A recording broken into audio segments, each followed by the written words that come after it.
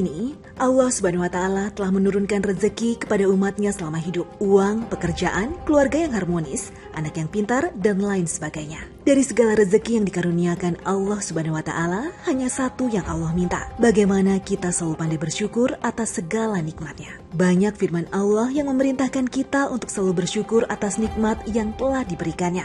Salah satunya yang dikisahkan tentang Nabi Daud alaihissalam. Allah Subhanahu wa Ta'ala berfirman, "Wahai keluarga Daud, beramalah sebagai bentuk syukur kepada Allah dan sedikit sekali di antara para hambaku yang bersyukur." Quran Surat Saba ayat 13. Pada ayat tersebut, Allah memerintahkan kepada keluarga Nabi Daud untuk beramal kebajikan dan mengajak keluarganya dengan amal sholat, puasa, dan lain sebagainya. Perintah tersebut ditekankan karena besarnya nikmat yang Allah berikan kepada Nabi Daud dan keluarganya. Nikmat yang diberikan Allah kepada hambanya memang luar biasa dan tak ada batasnya. Dari mulai kita membuka mata hingga memejamkan kembali, semua pasti atas karunia Allah Subhanahu wa Ta'ala. Tinggal kembali kepada hambanya bagaimana cara mensyukuri setiap nikmatnya.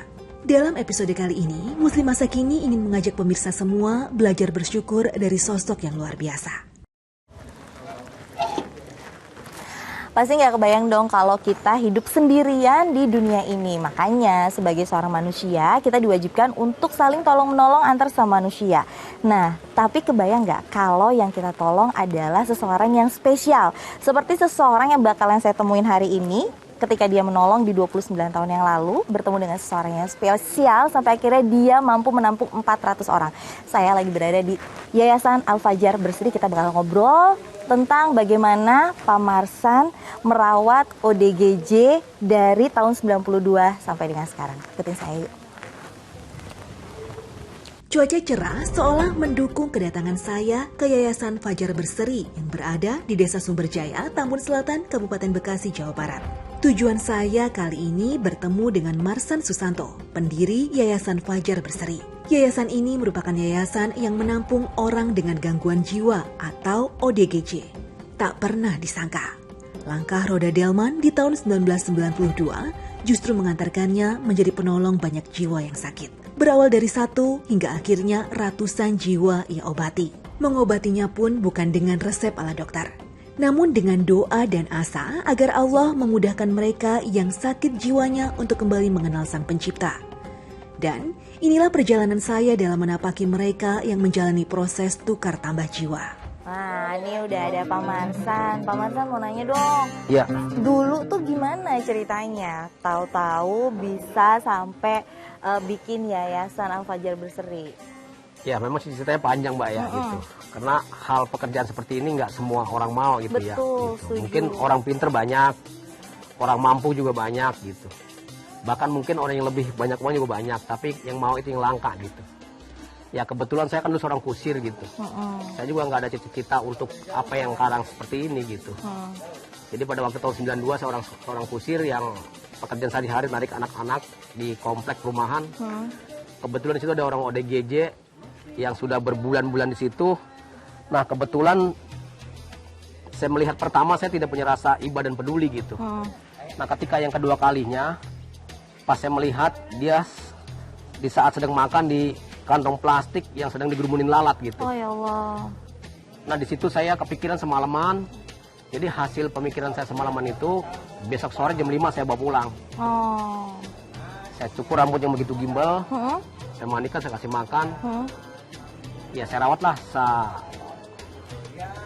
selama 3 bulan dia bisa sembuh normal, bisa namanya bisa ngasih nama dia, alamat dia dan keluarga dia. Akhirnya pulanglah ke rumah.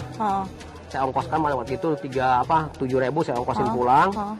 Dapat 3 hari dia datang ke tempat saya sama bapak dan ibunya gitu. Nah kira-kira jarak 10 meter sudah mendeketin ke tempat saya.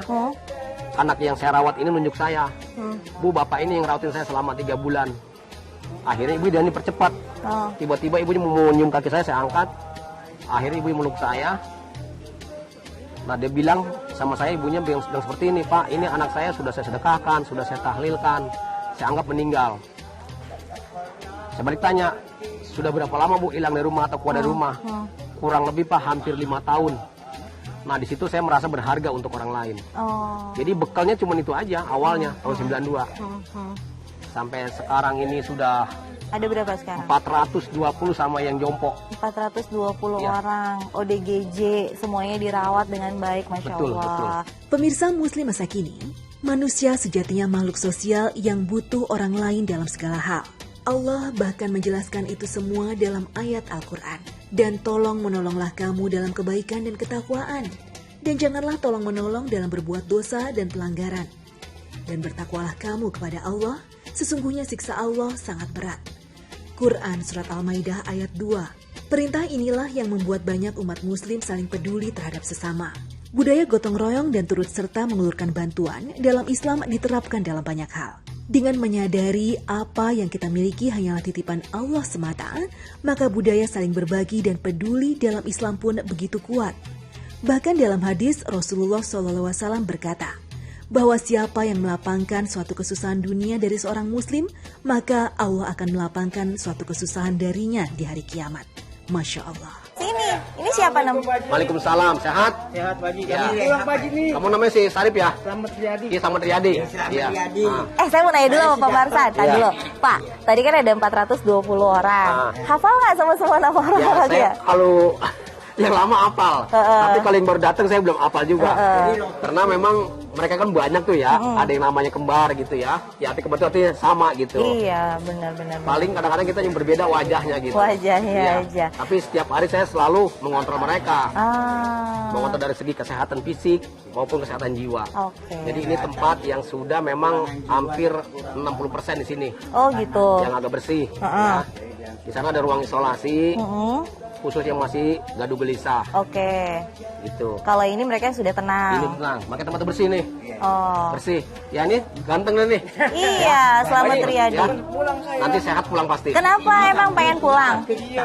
Emang rumahnya di mana? Di Mampang. Oh, deket. Belakang PMI. Oh, deket dong sama rumah saya. Iya. Saya di Anyuman Oh. di Belakang Talang Merah Indonesia. Iya, rumah saya di Pancoran. Jadi mereka ini memang Iya. secara jiwa dia Saya di Parung Bingung. artinya apa ya? lumba-lumba. Kan ada persentasenya gitu. Kalau kita lihat dari beliau ini dia bicaranya juga betul Bisa ya. ngobrol. Terus ngobrol juga betul, dia punya rasa apa namanya? Istilahnya dia udah bagus lah gitu. Nah, Akan tetapi setelah saya coba pulang ke rumah ternyata dari stigma keluarga belum siap. Belum siap. Gitu. Godaannya banyak Bu. apa? Biasa. Apa? Ada aja. Ada aja tuh apa? Ada. Apa coba? Bu, Jadi Iya Pak Haji ya. dia dulu pernah kerja, Hah? setelah dia berhenti kerja mungkin ya tentang masalah ekonomi lah, Hah? masalah keluarga dan sebagainya. Hah? Terpicu dia jadi mengalami depresi. Oh. saya tukang ojek Pak. Depresi itu bisa Ya, ya iya ya. membuat orang ini bisa mengalami stres. Pemirsa Muslim masa kini, dalam kehidupan manusia tidak luput dari masalah. Banyak yang bisa melaluinya dengan mudah, namun tidak sedikit yang menyerah dalam menghadapi masalah, hingga akhirnya berujung depresi bahkan bunuh diri. Padahal di dalam Islam, Allah dan Rasulullah telah memberikan tuntunan cara mengatasi permasalahan hidup. Salah satu yang paling dasar adalah dengan selalu menjaga wudhu. Jika selama ini kita mengetahui bahwa berwudu berfungsi untuk menyucikan diri dari najis dan hadas, tapi tahukah pemirsa bahwa berwudu juga bisa menjadi penawar racun hati? Di saat sedih dan gelisah, kita dianjurkan untuk berwudu sehingga dosa-dosa akan luntur dan jiwa lebih tenang. Sebab Allah Subhanahu wa Ta'ala menyukai orang-orang yang mensucikan diri sebagaimana firman-Nya.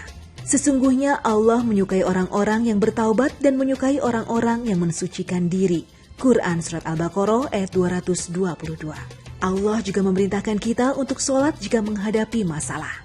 Karena di dalam sholat ada ketenangan jiwa dan ketentraman pikiran.